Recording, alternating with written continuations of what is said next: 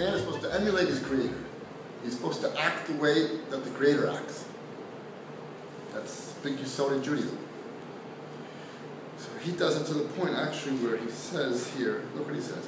A person's forehead should display no harshness. I mean, lahavdil, he's saying that the surah's Selim Elokim, surah of we are created in a divine image. It's conceptual, obviously. Mm-hmm. But the conceptual forehead of Hashem doesn't get angry. It says a person's forehead should display no harshness. Rather, one should emulate the display of divine willingness, accepting everything. Pretty hard idea. Midas Haratzon, he talks there about the character of accepting things. Really, Hashem, he really accepts everything. How do we know that? Because he doesn't destroy the world. If Hashem didn't accept what was going on here, he would destroy it. Be God. So at a certain level, he may not be happy with what's going on here, but he accepts it. He accepts what's going on. A person should accept everything. A person gets you angry, you're supposed to give good back to them. Oh, maybe you had a hard day today. How are you feeling? How can I help you? Translating the powers of severity, the perverted anger. In other words, he's taking away the midas hadin. Midas hadin would be to strike back. And by him acting back with goodwill, midas haratzon, accepting what the other person did, he's actually taking that out of the world. The gevura, the midas hadin, he's taking that out of the world. He himself, by man's actions, we remove the midas of gevura from the world, that Hashem is not angry with the world. No, now he's talking about HaKadosh Baruch Hu. Hashem takes away anger out of the world. And what does he do? Instead of getting angry, he washes over it with his great wisdom. He causes damage to societies to break through the boundaries and cause damage, God forbid. If God would get angry, we'd be finished. In a puff, the whole world would disappear. So what does God do with his anger? He pushes it away, doesn't look at it, as midas haratzon, pushes it away. And he says this comes from the highest level of Chokhmah. Yeah. This should also apply that when people walk down the street and you see things, you should always have a good ratzon to the person, to always be good. He goes further, he talks about the other parts. He also talks about, here, look at this. He talks about the ears, a person's ears. A person's ears should only hear good, only positive things. Any negative things, pay no attention. Anything that cut around to anger, don't listen to it. A person's eyes. He should obviously look to help other people, but he should also he should distance himself from noticing evil. Look away. One of the qualities of a Jew is busha. He sees his friend being embarrassed. You can tell a guy good media. He doesn't look. See somebody being embarrassed, some obnoxious kid will look. As you mature, you don't look. You look away. Somebody else is embarrassed. You look away. You don't look. Don't look at bad things. And he says earlier in the book that doing that actually brings all the good midas into the world. By us doing these things, it actually brings into the world. So I was thinking, it's a very, very high level. That's like people are getting angry, you don't react to them. You're only looking at good, you're only seeing good, only hearing good. Don't let any negativity into the radar. It's a tremendous midah. I mean, I talked this morning about that chazal that said that the man was married to a woman, and he didn't notice that she had something wrong with her arm. Married to her, he didn't see. So my friends were talking about what guy's Michigan? Come on, the guy is he's unaware. He's not intelligent. He doesn't have a critical eye. He's not, that's the way the world thinks about it. And nowadays, they're saying, well, what about the truth? I have to say the truth. To say the truth. It's not necessarily, you don't have to say the truth. You don't even have to see the truth.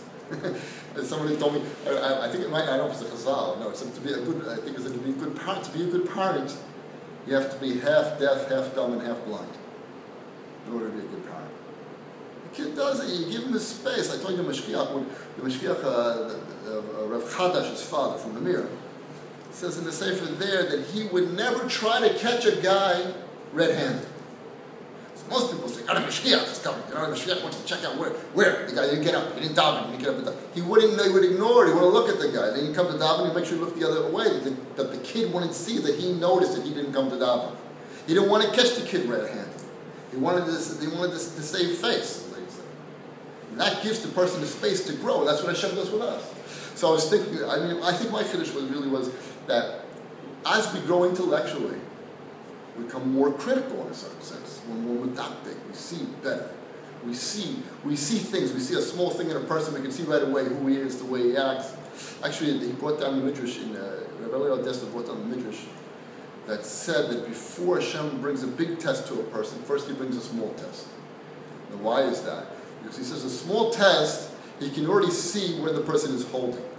You don't need a big test to see how the person's holding. You can see a way a guy moves, the way a guy, he said, he brought a Gemara that said that there was a certain Rav that he made a big deal out of the fact that he just didn't steal a couple prutas, or he paid back a couple prutas.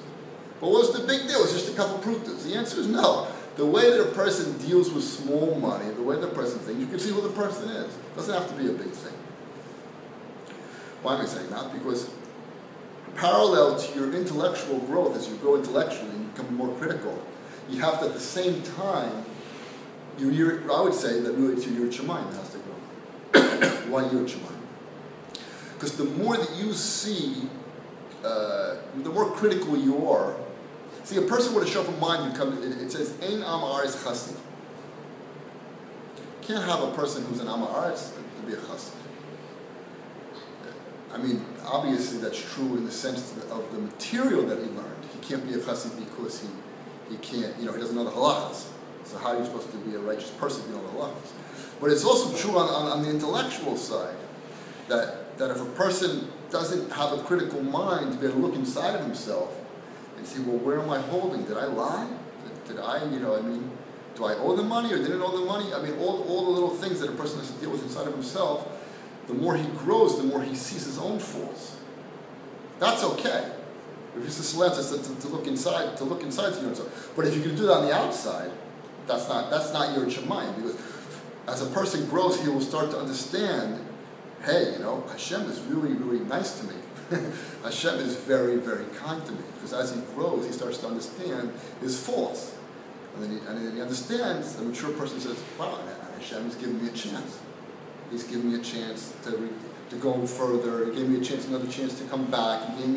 He's given me a lot of chances. And before you see those faults, you say, well, yeah, of course Hashem has given me a chance, I deserve these things, I deserve this stuff. But as a person grows, he starts to, wait a second, I'm not really so clean, and I'm not this, and I have this problem and that problem. Maybe I don't speak properly, maybe I get angry, maybe I do all these different things, and still Hashem's giving me a chance. So a mature person understands how much chesed, it's interesting, the more you grow intellectually, in a certain sense you increase your capacity for understanding Hashem's chesed. And then mahu afatah, the more you grow intellectually, the more you should not look at a person because of that chesed that Hashem does for you, but mainly you should do chesed to others, and not look at their faults, only see good. Besides the other aspect, which is not just like Rafi said, a couple of them, just don't let the negativity run through your blood. You're not helping anybody. To see another guy's fault, to see negative is not healthy. Don't let the negativity run through your blood. Besides that, as your person grows, he should become more and more kind.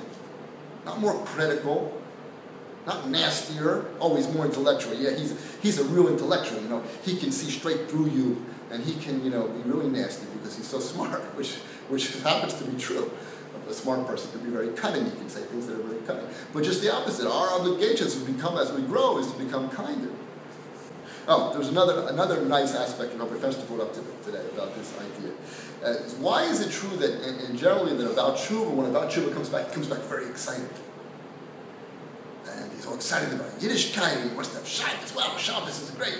And you have somebody, a kid who grew up from, and he went off, and then he comes back, but he won't come back. I mean, maybe you have cases that are a role for them will not come back with the same excitement as a regular Baal Tshuva, a guy who grew up not religious, and he comes back to the real excitement. So why does the fruit kid, after he went off, come back with the same excitement? I wanted to say that because he sees those, he sees, the Baal Tshuva doesn't have that critical eye. He sees Shabbos, wow, Shabbos is great. He doesn't see what's going on, oh yeah, Shabbos, that means I got to do the dishes, and the different kids say, yeah, okay, and I got to go to shul, and I got to do the dishes, which unfortunately, we might also pick up a little negativity as time goes by. Okay, how I thought Shabbos was before was one thing, now I think it's a little bit different, you know? We can lose our excitement. So this, in a certain sense, this can bring our excitement back. By only looking at the positive and saying, wow, it's Shabbos, and wow, I'm doing a mitzvah, I'm learning, and drop all that negativity. It also keeps the freshness, it also keeps the closest to Hashem by having a Karas HaTov and seeing the good and focusing on the good, and it brings life. It brings life to a person. So not only does it's not the critical aspect, but in the positive side, it is a life force. It's a tremendous life force, and the reason is, besides the just the simple understanding, but you're really coming close to Hashem. You are coming by doing this. We are coming close to Hashem. We're emulating Hashem. We're coming close to Hashem because this is the way Hashem is. Hashem sees us. He loves us like children. He loves us like little kids. Your little kid, especially if you're an older father and you have smaller kids, you don't treat them the same as you treat those big kids. You know what I mean? Your older kids, you are more critical. The little ones are like, okay, you realize that criticism is not going to get anywhere.